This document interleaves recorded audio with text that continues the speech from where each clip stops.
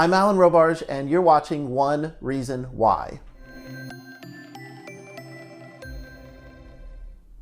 Let's talk about one reason why people think love makes them do crazy things. Let's explore what are these crazy things and what's actually going on here.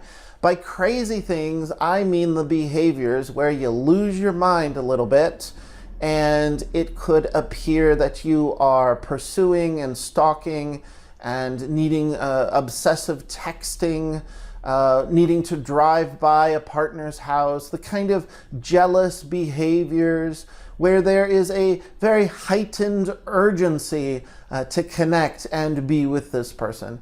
And especially if you're separated and if the relationship's on the outs, or if the relationship is actually ended, then these behaviors increase. Then you find yourself overly consumed, overly preoccupied with what is this person doing, and I need to connect with him or her. I need to find out what is going on.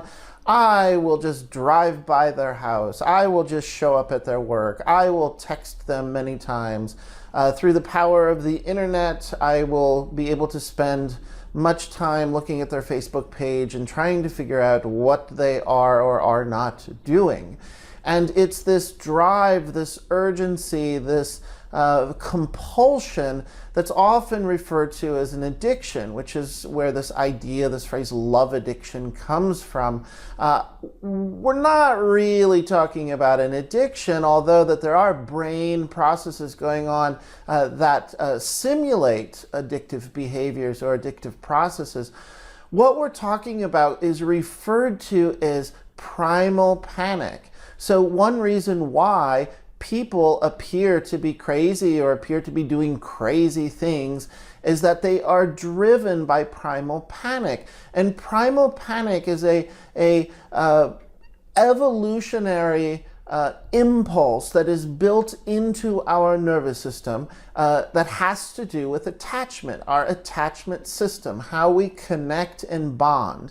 And that when we perceive or when we are separated from a loved one, then the primal panic kicks in, which is a survival response. The survival response, the primal panic, is saying, please, let's connect with this person. We must return. Our safety depends on it. And if you think in very primitive terms of how human beings evolved and developed, and they were able to maintain some safety in their world, it was all based around staying connected to the family, staying connected to the tribe, staying connected to the fellow people around you, working in the fields, or if you're hunting together. And there's this constant looking around, constant making sure that you have eye contact, making sure you're aware of body proximity, of how you're connected to another person. And we're constantly monitoring this, and this is helping us regulate. It helps us, regulate our internal system of safety and comfort and trust. So we have built into this attachment system in our neurobiology, neurophysiology, into our nervous system that says, I need, for my safety, a reasonable amount of connection with another person, and that helps let me know, it helps calm my body down, it helps let me know that I am safe.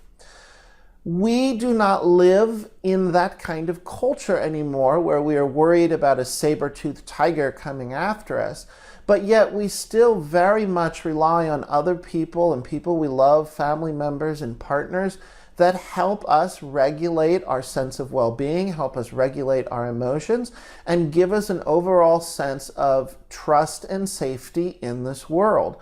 So if we have a history of an attachment injury, if we have a history of an attachment trauma that most probably would have been set up through the developmental early years of childhood, if your attachment system did not mature or develop in such a way that you could experience secure attachment, what this means is that when you experience some separation, when you notice that you are distanced from a partner, your sensitivity in your nervous system, your attachment system, your brain will pick up that in that separation, again, it could be real or perceived, but when there is that separation, it triggers an alarm in your body. It triggers an alarm in your nervous system. There are going to be hormones that are released into the bloodstream, and then you are now feel a sense of urgency. When this happens, when you are experiencing this intense anxiety, this drive, this is what's referred to as primal panic. And when we are in that state, we are designed, the brain is designed to say, I need comfort, I need comfort, I need to connect with the other person. The way we find comfort is that we need reunion. We need to know that the other person's safe, that I'm safe, and that we want to experience some sense of being reunited. If that cannot happen because we're arguing or fighting with your partner, if that cannot happen because you have ended the relationship and you're not together, this can set off a series of alarms. It's like these alarm bells going off in your body of this great need to reconnect.